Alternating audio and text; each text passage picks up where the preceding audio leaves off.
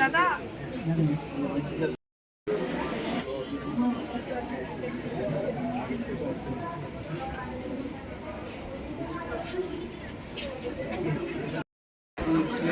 Wait,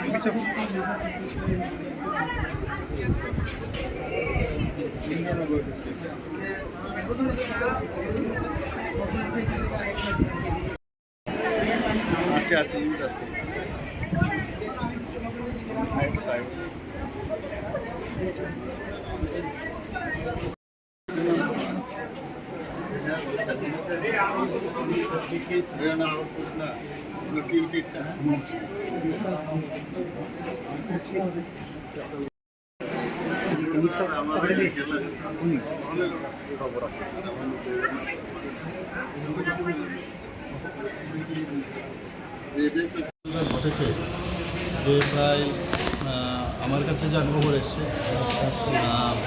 প্রায় এখানে 11 আরও 10 জন না প্রায় 20-25 জনের মতো মেয়েরা হঠাৎ করে ওদের পেটে ব্যথা হচ্ছিল, তো আনইজি ফিল করছিল ওদের প্রেয়ারে, এবং বেশিরভাগই বুজং গার্লস স্কুলে আর একজন তুলসীবতী মহারানী সেম স্কুলে।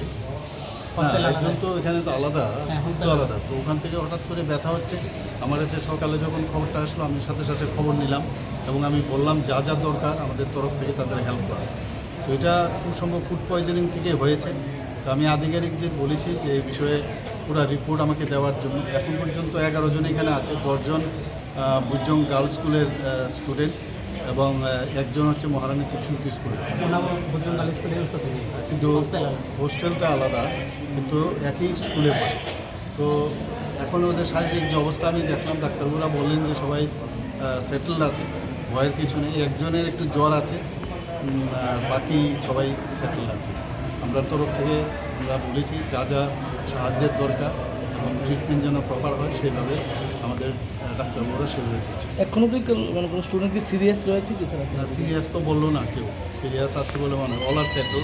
আর একটা ভালো জিনিস হচ্ছে এনএচএমের যখন খবর পেলো, এনএচএমের যে অ্যাম্বুলেন্স গাড়িটা তৎক্ষণাৎ চলে এসছে এবং ওদেরকে রিট্রিভ করে এখানে নিয়ে এসছে। এটা হচ্ছে সবচেয়ে মানে সময়টা কিন্তু একদম নষ্ট হয়নি। সাথে সাথে ওদেরকে প্রায় 4টার মতো অ্যাম্বুলেন্স ছিল তাদের অধীনে, সবাই মিলে এখানে নিয়ে এসছে।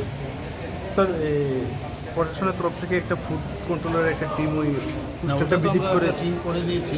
যা যা আধিকারিকদের আমি বলেছি পুরো রিপোর্ট দেওয়ার জন্য।